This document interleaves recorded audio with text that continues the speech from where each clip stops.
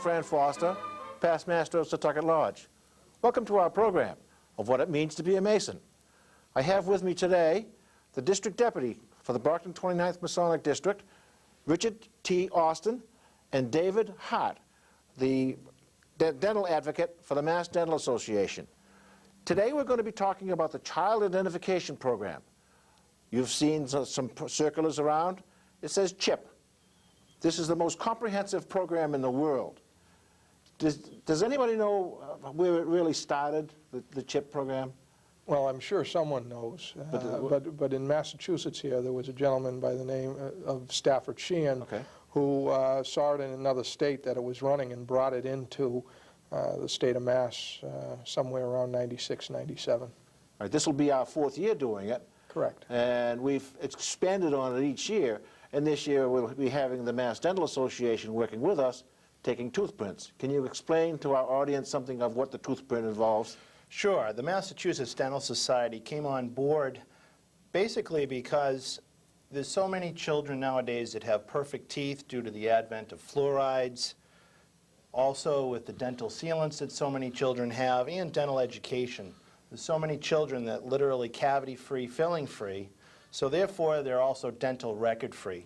So in terms of identification, it's much more difficult to identify children than it was 20 years ago. So this thermoplastic wafer was developed to be able to identify children very easily and simply.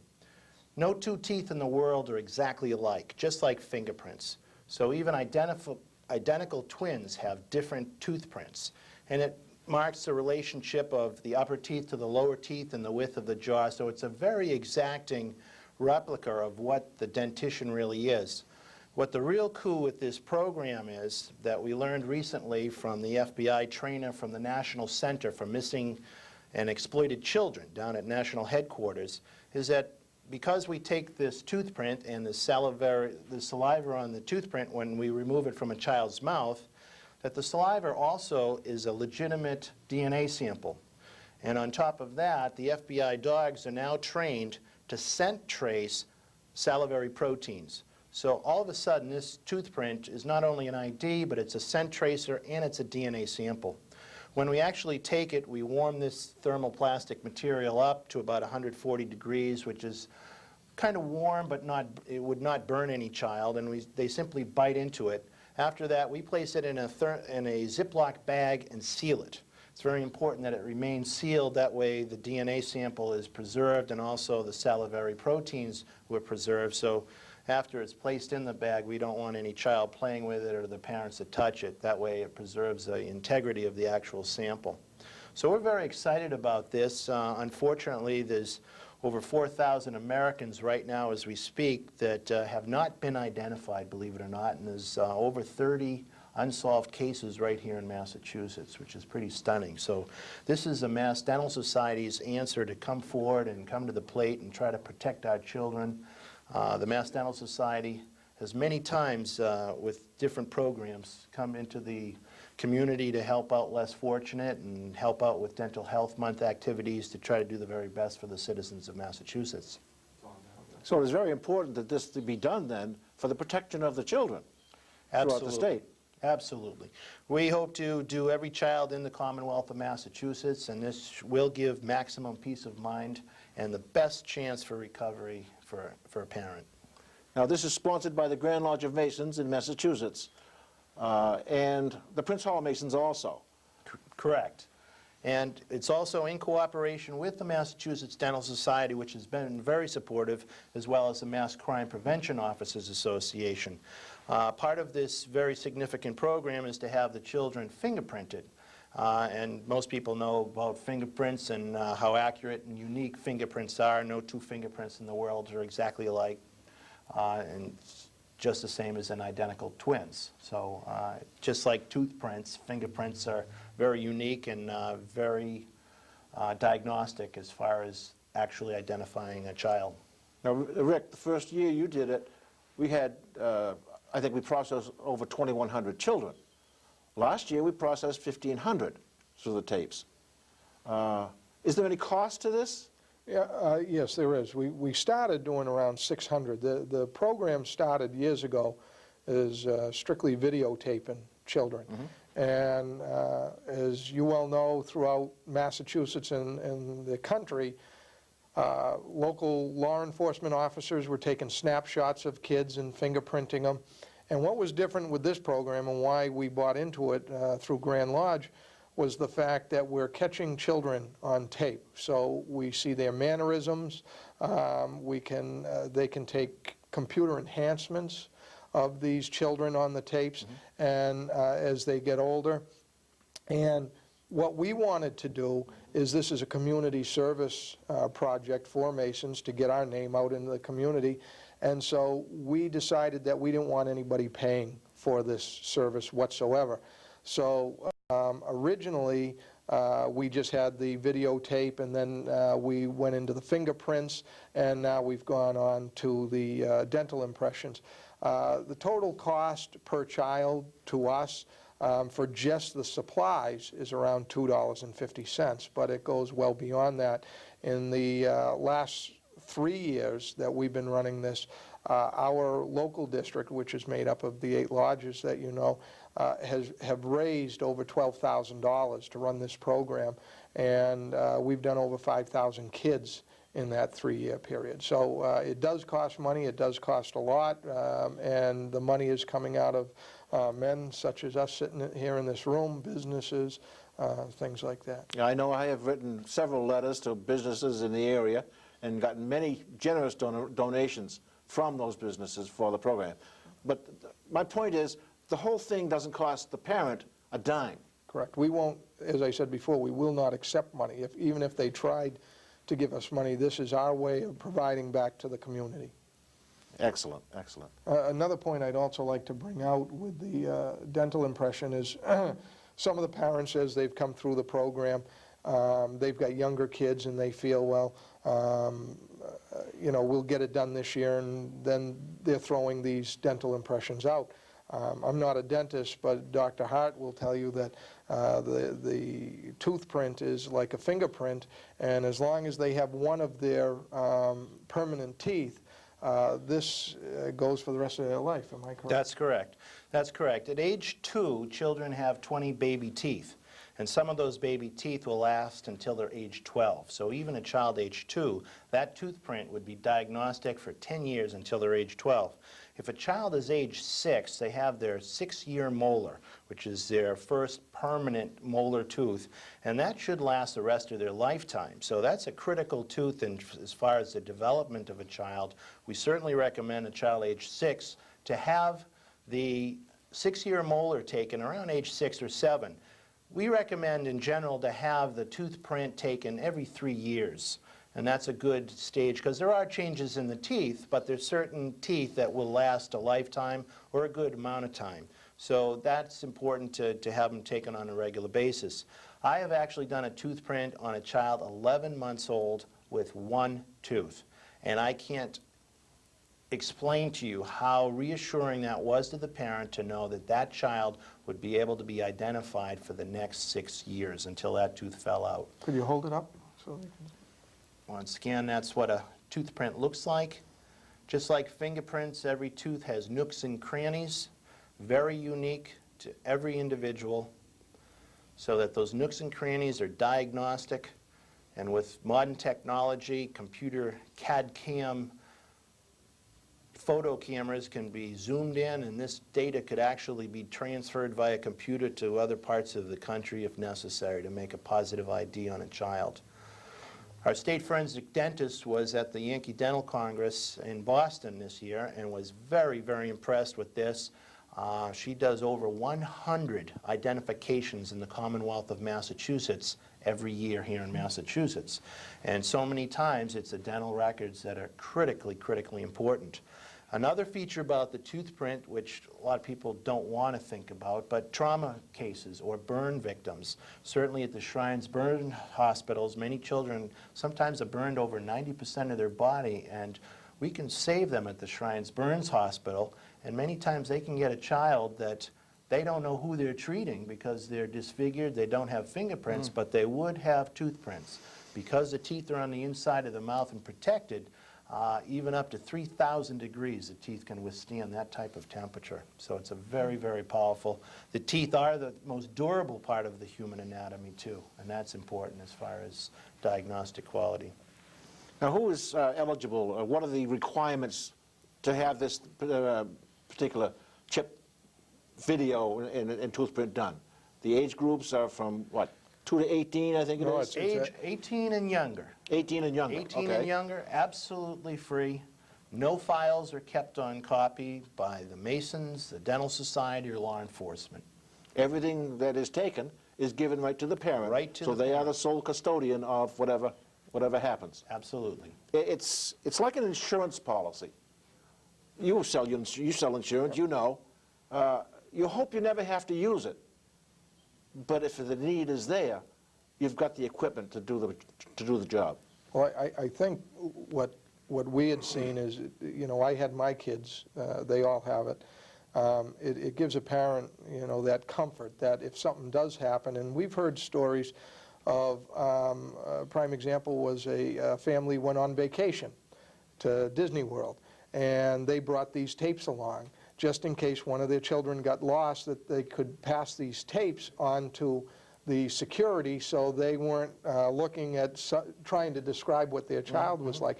And there was a case that this did happen. I don't know whether it was on Disney World, but it did happen. And they found the child right away. The security was able to look at the kids, and they found them right away.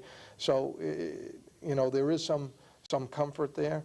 I would also like to mention that on the videotapes, we ask that they come back every year. And the videotapes that we give them are a 15-minute videotape. And so if the parent can come back the next year, this is going to be our 4th year at the Westgate Mall that we're running them, that the parents can bring back the tape. We now set the tape further along, and you can now see a natural progression of the child, which again helps. Also, these child identification programs are being run throughout the state. At this point, right now in Massachusetts, since it began, what is it? 54,000. Yeah, 54,000 children that we have videotaped and done a dental impression and fingerprinted. That's quite an impressive figure. So at least we know we've got 54,000 of them captured on tape. It's unfortunate that we have to do it, Yes. but in this day and age, it's nice that there is something out there, and as it was said originally, it is the most comprehensive. In the fact that, you know, we've caught every avenue, you know, the fingerprints, the teeth, and the videotape. Well, I think it's a very nice program. Now, those that have access to computers, if you're interested in checking it out, there's a website out there called mychip.org, www.mychip.org. That's Massachusetts Youth Child Identification Program. That'll give you the full breakdown of what it is, what it accomplishes, and who sponsors it. And I also think it tells you where other of these programs are being run. Yes, there is a schedule on there, too. Correct. Yes. So if, you know, over the Westgate Mall, when we're running it in April, if that's not convenient, there are many other locations. When did you say we were running it? April 19th, 20th, 21st, and 22nd over the Westgate Okay. Mall. That's Easter school vacation week. Correct. Last year, I think we did it on a Sunday, but because Easter is on Sunday this year, the last day of the vacation, we chose not to do it on Sunday. So it's Wednesday through Saturday. And from the hours are from 10, When the mall opens, around 10 till 9 at night. so And- 10 in the morning till 9 at night. Correct. And we'll take any and all who come along. Correct. And I think this year we're going to have some, we usually try to have entertainment there. That's the other thing that should be explained, that this program does not take a long time. It's probably about, from the point that we register to the point that they're done, is probably about 4 or 5 minutes. And if there's a family, that's 4 or 5 minutes per child, but it's well worth the time. And we'll have some clowns there from the Shrine organization, and the police are bringing in some dogs, doing a demonstration with the dogs. So there'll be entertainment there to keep the kids happy running along. And Good. You spoke of the Shrine a moment ago. My wife and I were out looking at a trailer the other day, and I come across a person who had a child that was helped by the shrine. He sat there in that trailer crying, just talking about it, how the shrine has helped him out. And the audience out there, the people don't know that every Shriner is a Mason first. Correct. It was just very thrilling. And he taught us how to make the balloon animals, too. Yeah. And there's another organization that they don't accept money. Right. Anybody who goes in there and is treated for burns, it's 100% paid for by the Well, that's what he hospital. said. His biggest expense was parking fees. That's great. Yeah. And oh, he was thrilled. And sat there telling about it, and tears coming to great. his eyes. Well, you know, we're probably doing it on a selfish basis because it makes you feel real good going home, yes. Listening to the parents, seeing the kids, seeing these smiling faces, and they have fun when this is done. I think the other thing that really should be mentioned, because I'm sure people are thinking a lot of questions, on the dental end, we have nothing but dentists there or dental hygienists. You know, they're not insurance men sitting there trying to stick things in kids' mouths. So it's all professional people. Exactly, and so if a tooth happened to fall out while they're doing this or any problems arose, which really it isn't, the wafer is heated in hot water, you know, it's kind of lukewarm water, so nothing gets burned. And, you know, the kids being on videotape, having their fingerprints, usually the DARE officers are there or some sort of police officers. The kids have fun sitting there, and we try to make it an enjoyable thing. There's nothing that hurts any of the kids in any way, shape, or form. Yeah, well, the thing that we ought to stress is that, you know, they stand in front of a height chart, so that it captures their height, captures their mannerisms, their speech, and their nervousness. You know, you get all that on tape. And then through computer progression, you can progress and see what would be like 5 or 10 years from that point. Correct. So it's very important in identifying children or whoever. Correct. One other thing I'd like to add is the difference between the video and a still photo. When a still photo, you get one shot, and some parents think they have great photos, but usually they don't. It could be a beaming smile, but if a child's abducted, they're not going to be smiling. So during the course of asking 15, 20 different questions, you're going to see a whole lot of range of emotions and expressions and the way kids blink and talk. And these are all important clues in trying to find a child. On top of that, we ask very specific questions during this program that have actually led to the recovery of children that would have not been recovered alive. One comes to mind where a child was asked, what do you do after school, which is a typical question we ask. And one child usually walked home from school, and mom usually got home 5 minutes after the child, and the mother had just been to one of the programs. And in this particular incident, the child didn't come home. When we asked that particular question, the child said, I walk home from school, and on the way home I pass a strip mall. Sometimes I duck into the video arcade. Mommy doesn't like me to do that, but I'm real good at Pac-Man, and my name's number 2 on the machine, and I'm trying to become the champ on the machine. That became the clue for the police. When the mother brought it to the police, they went straight to the video arcade. They did the detective work. They actually apprehended a known sex offender in the nick of time. And this is a type of situation that child wouldn't have been recovered alive had it not been for the videotape and a quick response by the police doing the detective work. So once again, this is where actual answers and looking for a child, and other questions we ask is where the child likes to be when they're by themselves or want to be alone.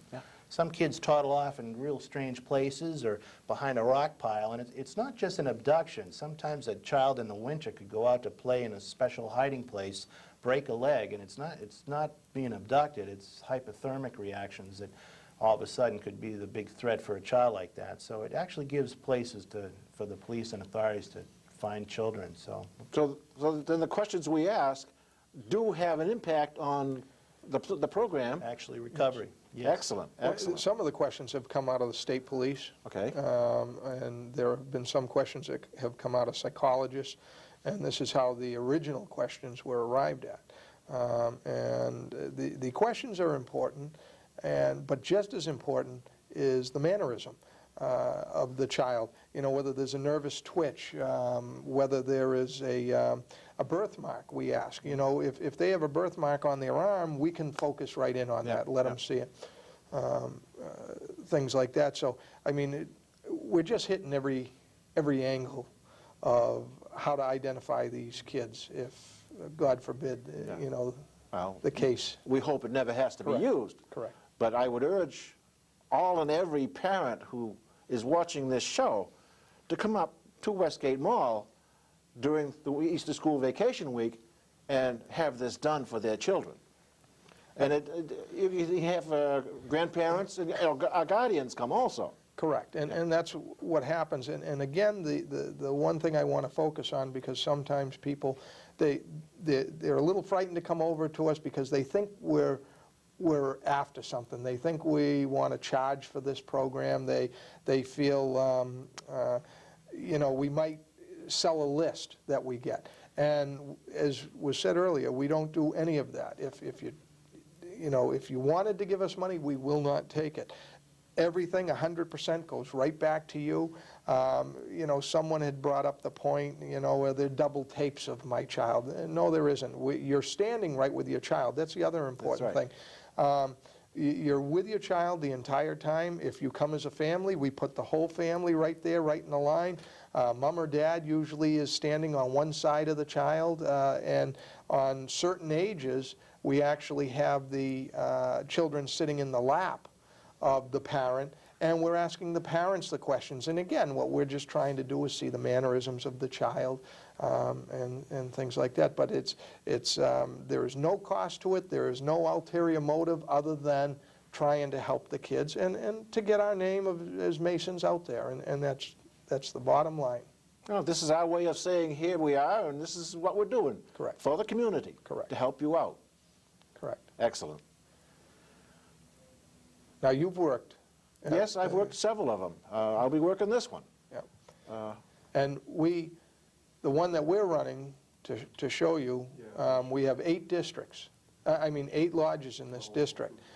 We run such a long period of time that on just like a camera crew, someone asking the questions, the registrar and everything, for a 4-day period, we need close to 200 volunteers.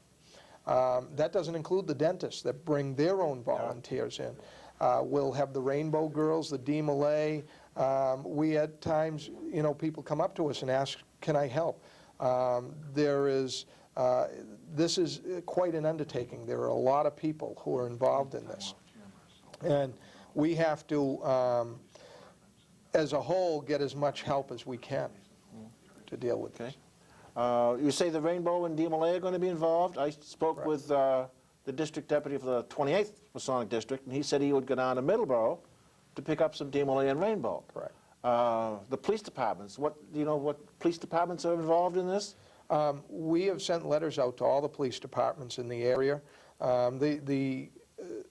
These CHIP programs, it's not only district, local lodges run the CHIPS program. This happens to be one that we're running for our district, and the district is from Bridgewater all the way up to Abington, Brockton, Whitman, Hanson. And we have contacted all the schools in those towns.